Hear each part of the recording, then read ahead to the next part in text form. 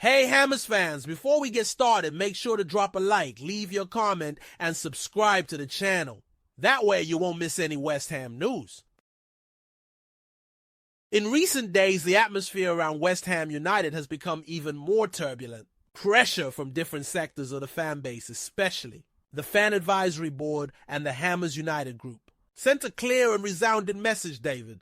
Sullivan and Karen Brady should immediately resign from their executive roles at the club. The objective of this movement could not be more direct. Many believe that only with the departure of the most criticized figures in the board would it be possible to open a new chapter in the Hammers. History marked by a more professional management, not only in football, but also in crucial areas such as finance, infrastructure, and supporter relations. This dissatisfaction did not arise overnight. For years, a significant portion of the fan base has questioned the way Sullivan and Brady have steered West Ham's future. Since the move to the London Olympic Stadium, there has been an enduring sense of frustration that promises were made and not kept. Grand projects were announced, expectations were raised, but in practice, the feeling of stagnation remains alive among many fans. The announcement of protests organized by Hammers United combined with the vote of no confidence passed by the Fan Advisory Board had an impact inside the club's corridors. So much so that an emergency meeting was called. In it, representatives of the FAB and Karen Brady herself took part. According to internal sources, the meeting was intended to calm tempers and offer some kind of response to the growing criticism. The detailed content of the meeting has not yet been fully revealed, but there was an expectation that it could open the door for Brady to consider stepping down. However, later information suggested that the possibility of her resignation was not even seriously discussed. To the disappointment of many, the meeting served more as an attempt to contain pressure than as a real opportunity for change. As fan pressure increases, another name frequently mentioned behind the scenes at West Ham is that of Czech investor Daniel Kretinsky. Many had expected him to be a transformative figure within the club, especially given his influence and financial power. However, reality seems more cautious. According to sources close to the board, Kretinsky has no intention of forcing structural changes at this time. Reports suggest that while he is indeed concerned about the direction of the management, he does not want to rock the boat. In other words, the investor prefers to keep the environment as stable as possible, even if that means leaving Sullivan and Brady in charge. For him, instability could bring greater risk than the problems already present. Other minority shareholders such as Trip Smith also do not appear inclined to push for Sullivan or Brady's departure. This alignment among investors reinforces the idea that any significant change in management would only occur if the majority members of the board themselves demanded it. So far, however, no such internal pressure has been reported. The silence among shareholders shows that at least for now, there's no real mobilization to oust the current leadership. Another point that had raised expectations concerned the 25% stake still owned by the Gold family. Some fans saw this portion of the capital as a possible entry point for new investors who could drive significant changes. However, that hope has taken a serious hit. Recent information indicates that there are no advanced negotiations for the sale of this stake. Conversations did take place, but no concrete progress was made. This has dampened the spirits of those who believed new partners could shake up the club's power structure. Without the arrival of new investors, the scenario is likely to remain unchanged, and hopes of a deeper transformation seem increasingly distant. With all these factors combined, the current scenario is one of continuity. Both David Sullivan and Karen Brady remain firmly in their positions, managing the club's daily affairs. It is true that small cosmetic changes may occur, such as adjustments to the rules at the London Olympic Stadium. Among them, stricter measures to control visiting fans, especially those trying to wear their club's colors in areas reserved for home supporters. But in the end, these are superficial changes that fall far short of what many fans had hoped for. For those who dreamed of a deep and immediate restructuring, the message is clear. None of that is likely to happen in the short term. The major reforms demanded by part of the fan base continue to look improbable. Protests remain strong but face a resistant board that shows no intention of giving up their posts. And so, while voices of discontent grow inside the realities of a club that insists on staying exactly as it is. The relationship between West Ham's board and its fans has never been simple, but it deteriorated much more intensely after the move to the London Olympic Stadium. At the time, the promise was that this transition would represent a leap in quality for the club, more revenue, greater visibility, a concrete step to place the Hammers on a new level. Yet what many supporters see today is a reality far different from what they were sold. The stadium, though modern and with a much larger capacity than the old Berlin ground, has never managed to become a true home for fans. The distance between the stands and the pitch, the less intimate atmosphere, and even the logistics of accessing the venue have been constant targets of criticism. For part of the fan base, West Ham lost an important piece of its identity when it left Upton Park behind, and this sense of loss has never been fully overcome. Our West Ham fans David Sullivan and Karen Brady were the main faces of this process. And it is precisely for this reason that to this day they carry the weight of distrust. With every disappointment, whether due to poor results on the pitch or questionable administrative decisions, supporters turn to them as the direct culprits. Within this context, two forces began to gain prominence. The Fan Advisory Board, created to give the fan base an official voice in important decisions, has shown no hesitation in criticizing the management.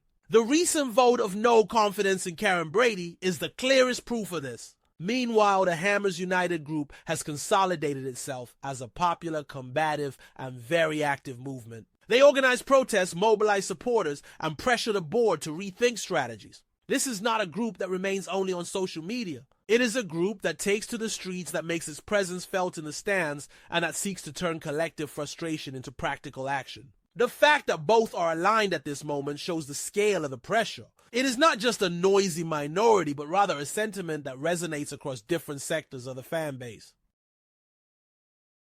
At the center of this storm is Karen Brady. As West Ham's vice chair, she is responsible for various administrative and communications areas. Over time, she has become a public figure beyond the club, with a presence in the UK's business and even political spheres. But this visibility has not translated into popularity among fans. On the contrary, for many, Brady seems more concerned with her image and external business ventures than with the essence of West Ham. Her refusal to even consider resignation only reinforces the idea that she is unwilling to listen to those who keep the club alive and the supporters. The recent meeting with the Fan Advisory Board seemed for some like a turning point. There was even an expectation circulating that she might show willingness to step down, recognizing that the moment required renewal. But when it became clear that the subject was not even seriously discussed, frustration only grew. The hope for quick change gave way to the sense that everything remains the same. While Brady is the most visible face of the crisis, David Sullivan operates behind the scenes, but he does not escape criticism. As the main shareholder, he has the final say on any strategic decision. His silence in the face of popular pressure ends up being interpreted in two ways. For some, it is disdain towards the fans' complaints. For others, it is a calculated strategy to simply wait for the storm to pass. The fact is that Sullivan, accustomed to dealing with opposition, shows signs that he intends to resist for as long as possible, even if that means keeping the club in a permanent state of political turbulence. Behind the scenes, there's talk of small measures that could be announced, such as stricter rules to prevent away fans from mixing with home supporters at the Olympic Stadium. But for many, this sounds like a smokescreen. These are cosmetic adjustments that may please in isolated areas, but they fall far short of what is truly required. Because supporters are not asking for superficial changes, but for a profound transformation in the way West Ham is run. And it is precisely this disconnect that fuels the sense of distance. While Sullivan and Brady seem to believe that small gestures are enough to calm tempers, the fans continue to demand something much greater. They want structural change that restores to the club the ambition, identity, and pride that have always been at the heart of the Hammers. Although the crisis is political and administrative, it is impossible to ignore the impact it has on football.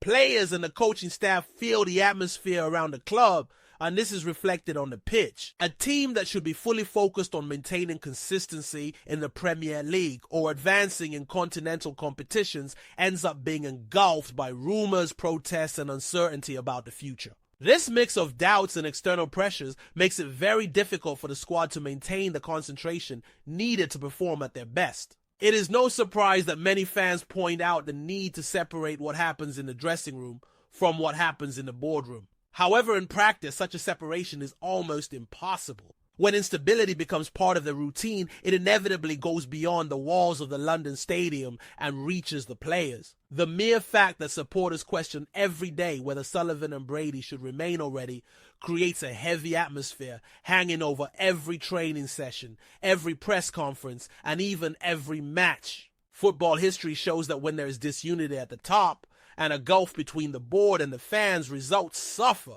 And at West Ham, this has been evident. Campaigns have become inconsistent signings, seem more like opportunistic bets than part of a long-term plan. And the club struggles to establish itself as a stable force at the top of the Premier League table. Despite all the criticism, it is important to remember that West Ham's fan base is not simply destructive. On the contrary, what supporters want is a project that restores the club's identity while also putting it in a real position to compete for trophies. West Ham has one of the most passionate fan bases in England, heirs to a cultural and sporting tradition that goes far beyond results on the pitch. That is why the demand for Sullivan and Brady's resignation should not be seen merely as an act of momentary dissatisfaction. It is in fact a cry for renewal.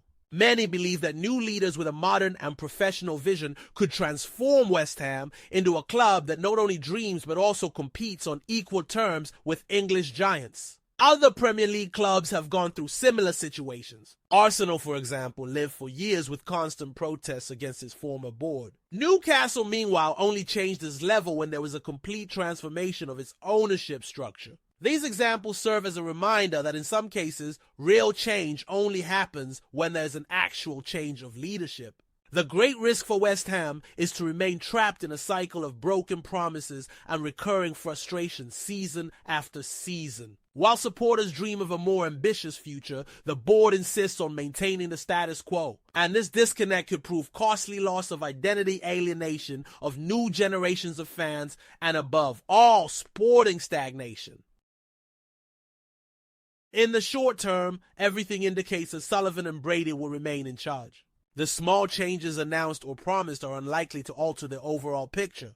The Fan Advisory Board and Hammers United will likely continue to apply pressure, but without guarantees of achieving concrete victories. Daniel Kretinsky, the investor many believe to be the key to a turnaround, remains silent, unwilling to shake things up. Minority shareholders are content to keep their positions, and the Gold family, even with their 25% stake, does not appear inclined to accelerate any sale negotiations. This means the immediate future is one of continuity, exactly the scenario most of the fan base did not want to hear.